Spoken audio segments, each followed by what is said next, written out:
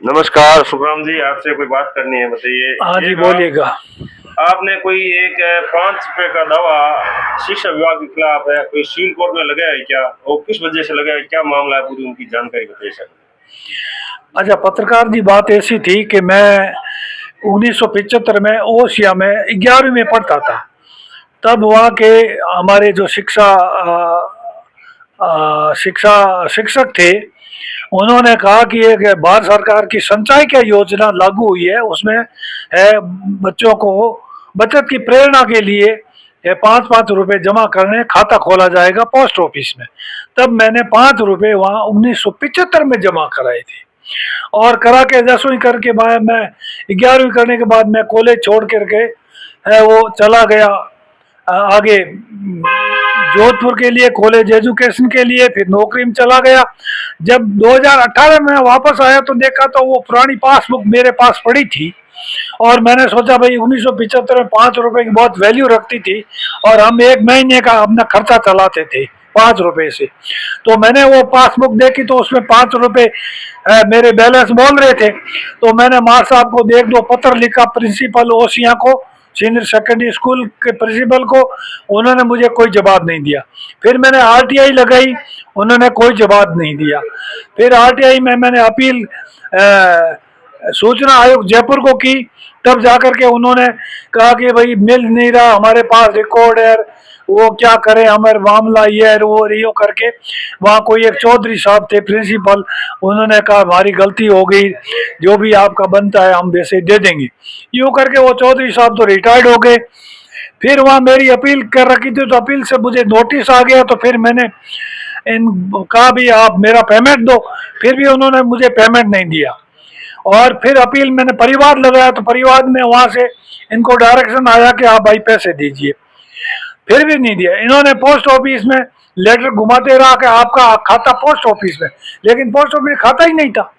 खाता तो कंसोलिडेट खाता स्कूल में खुलता था, पोस्ट ऑफिस में तो वो कंसोलिडेट करके पोस्ट ऑफिस में जमाते थे। इंडिविजुअल खाता वहाँ का जो क्लास टीचर था वो हमें देता था, पासबुक दे दी। पैसे तो मेरा शिक्षा विभाग बोल रहे थे। अब पता नहीं उन्होंने क्यों नहीं दिया, मुझे घुमाते रहे। 2019 से घुमा रहे हैं ये। मैंने दो दो बार अपीलें करनी पड़ी सूचना आयुक्त को, तो भी नहीं दिया इन्होंने।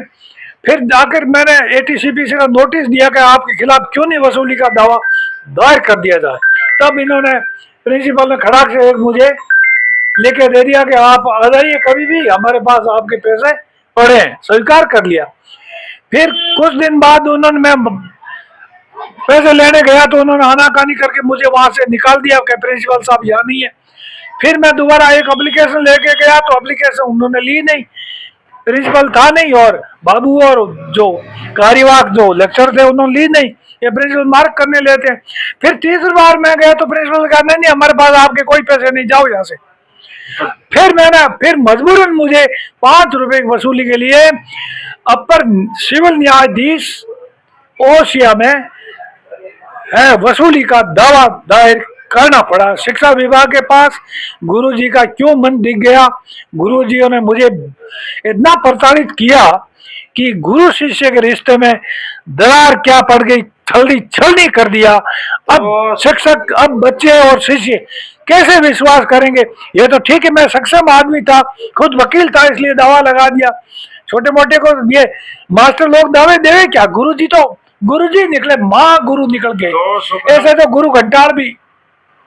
तो सुखराम जी, उनको जो शिक्षा विभाग अधिकारी है, उनके 5 रुपए के लिए मन खराब हो गया।